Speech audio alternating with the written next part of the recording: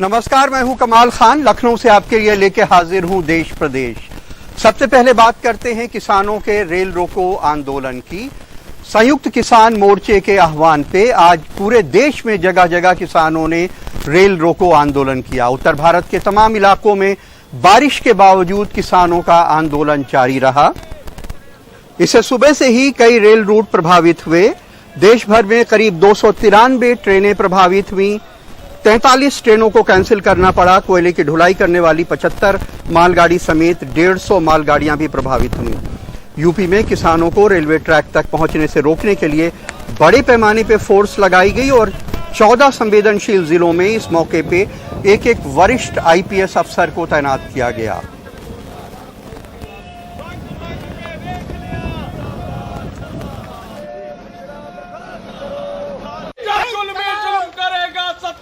गलियारों से चप्पा चप्पा गूंज उठेगा इंकलाब के नारों से। बुलंदशहर के खुर्जा जंक्शन पे बारिश के बीच बड़ी तादाद में किसान पहुंचे और लखनऊ से दिल्ली जा रही गोमती एक्सप्रेस रोक दी। हालांकि किसानों को रेल लाइन तक पहुंचने से रोकने के लिए बड़ी तादाद में फोर्स तैनात थी, लेकिन उनको चकमा देकर किसान रेलवे ट्रैक तक पहुंच ही गए। किसानों के विरोध को देखकर मुसाफिरों ने ट्रेनों की खिड़कियां और दरवाजे बंद कर दिए। बाद में पुलिस ने किसानों को हटाकर ट्रेन को रवाना किया। बारिश होने के बावजूद भी आज बहुत अधिक संख्या में किसान घरों से निकले और बारिश का भी खौफ नहीं किया और यहाँ रेलवे ट्रैक पर किसान बैठे, उन्होंने ट्रेनों को रोका। इसमें जो 4 बजे तक जो प्रोग्राम था उसको थोड़ा छोटा करते हुए बारिश की वजह से, क्योंकि यहाँ इलेक्ट्रिक लाइन है, कहीं कोई हादसा ना हो जाए, इसलिए उसको घंटे भर पहले समाप्त किया। बांद्रा में रेलवे ट्रैक पर बैठे किसान गृह राज्य मंत्री को बर्खास्त करने के नारे लगाते रहे। ट्रेनिंग को बर्खास्त करो, बर्खास्त करो, बर्खास्त करो। जय जवान, जय किसान, जय जवान, जय किसान। लखीमपुर में किसानों को कुचल के मारने की वारदात से देश भर में किसानों में नाराजगी है। किसान यहाँ भी पुलिस को चकमा देकर ट्रैक तक आ गए, बाद में उन्हें हटाया गया। हमारी मांग है कि गृह राज्य मंत्री अजय मिश्रा ट्रेनिंग को तुरंत बर्खास्त किया जाए और जेल भेजा जाए किसानों के हत्यारों को, वरना ये आंदोलन लगातार चलता रहेगा। जैसा भी संयुक्त किसान मोर्चा का आंदोलन होगा, हम लोग पूरे साथ में बुंदेलखंड के किसान उस आंदोलन में बराबर भागीदार रहेंगे। हापुड़ में किसानों ने ट्रेन रोकी। हापुड़ के गढ़मुक्तेश्वर स्टेशन पे पहुंचने से किसानों को रोकने के लिए पुलिस ने बैरिकेड्स लगा रखे थे, लेकिन किसान उन बैरिकेड्स से कूदते फांदते रेलवे ट्रैक तक पहुंच ही गए और वहां धरना दिया। बाद में पुलिस ने उन्हें हटाया। जो काले कानून इन्होंने बनाए हैं उसे ये वापस नहीं ले रहे। किसान बराबर बॉर्डरों पर पड़ा है। दिल्ली में लगभग 700 से ज्यादा किसान हमारे शहीद हो गए वहां। तो हमने सर्दी भी झेल ली, गर्मी भी झेल ली, बारिश भी झेल ली, आंधी भी झेल ली, सारे मौसम वहां झेल लिए हर तरीके के, और सरकार सुनने को तैयार नहीं है। यूपी के तमाम हिस्सों में आज बारिश होती रही। बारिश के बीच बहुत बड़ी तादाद में पुलिस फोर्स किसानों को रेल की पटरियों तक जाने से रोकने के लिए तैनात रही। किसान आंदोलन के लिहाज से संवेदनशील जिलों में वरिष्ठ आईपीएस अधिकारियों को तैनात किया गया था। इस तरह के आंदोलनों के जरिए लगता है कि संयुक्त किसान मोर्चा किसानों के आंदोलन को बड़े पैमाने पे बढ़ाने की कोशिश कर रहा है और काफी हद तक वो इसमें कामयाब भी हो रहा है। ब्यूरो इनपुट्स और लखनऊ में कैमरामैन राजेश गुप्ता के साथ कमाल खान, एनडीटीवी इंडिया।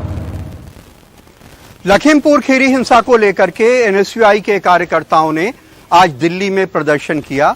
एनएसयूआई के कार्यकर्ता कश्मीर में गैर कश्मीरियों की हो रही हत्या के विरोध में भी अपने हाथों में तख्तियां लिए हुए थे।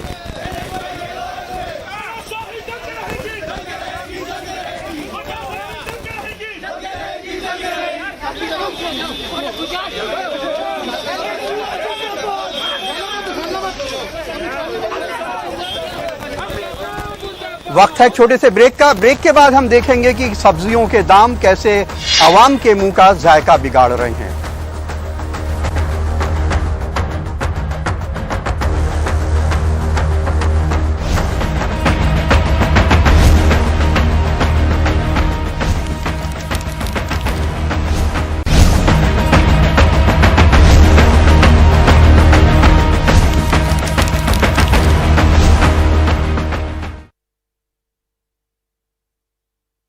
जम्मू कश्मीर में इस महीने आतंकवादियों ने 11 लोगों की हत्याएं कर दी हैं।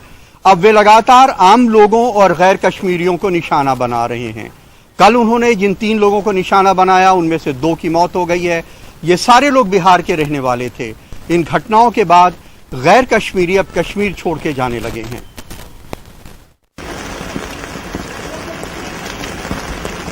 श्रीनगर में सुबह की इस बारिश में विकास चौबे के बच्चे ठंड से कांप रहे हैं। वो टैक्सी के इंतजार में हैं। 18 साल यहां काटने के बाद अब वो कश्मीर से वापस अपने घर जा रहे हैं।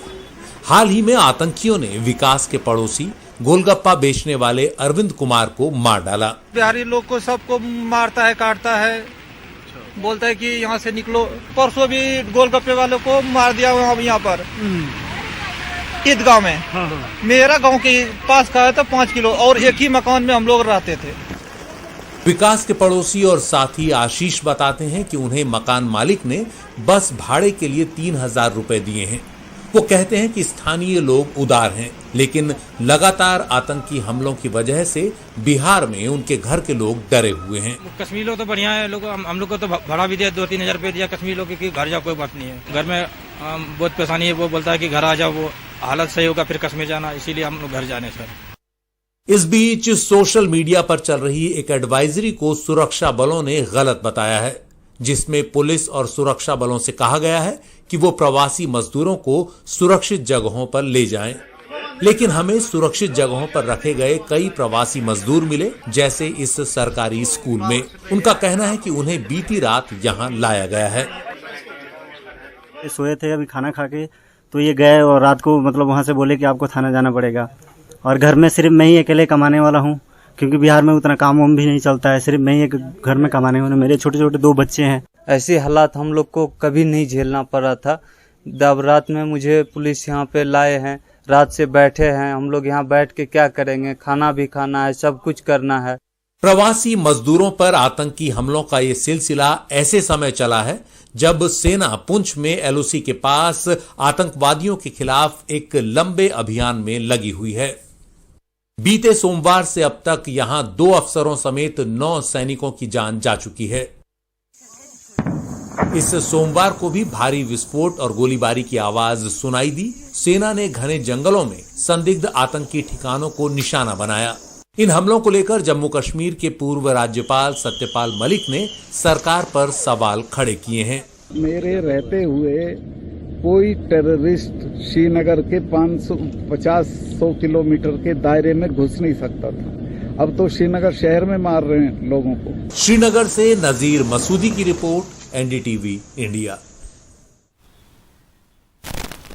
देश भर में सब्जियों के दाम अलग अलग शहरों में लगातार बढ़ते जा रहे हैं। लखनऊ से लेकर बेंगलोर तक इन बढ़ते हुए दामों का शिकार है। बेंगलुरु में तो इस वक्त टमाटर 80 रुपए किलो तक और प्याज 70 रुपए किलो तक बिक रही है। अभी पूरा एकदम सडनली बढ़ा दिया, क्या पता नहीं। पूरा कैरेट देगा तो ऐसे 80 रुपीज़ करके बोलता, जो भी है नींबू बोले तो पूरा रेट ऑलमोस्ट ज़्यादा कर दिया है। तो पूरा हमारा जन सामान्य के ऊपर ही ज़्यादा प्रॉब्लम बीता है ना। हम लोग को जब पे कतरी डाल रहा है।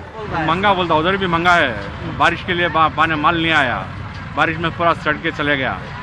अब है आ रहा पुराना माल के आ रहा है, 40-50 पे बिक रहा है। सर इतना रेट बढ़ने के लिए क्या कारण बताइए? बारिश सबसे ज्यादा बारिश पड़ रहा है। बारिश में बहुत ज्यादा माल जा रहा, सड़ रहा है। देश प्रदेश में फिलहाल कमाल खान को इजाजत दीजिए। देश और दुनिया की बाकी खबरों के लिए देखते रहिए एनडीटीवी इंडिया।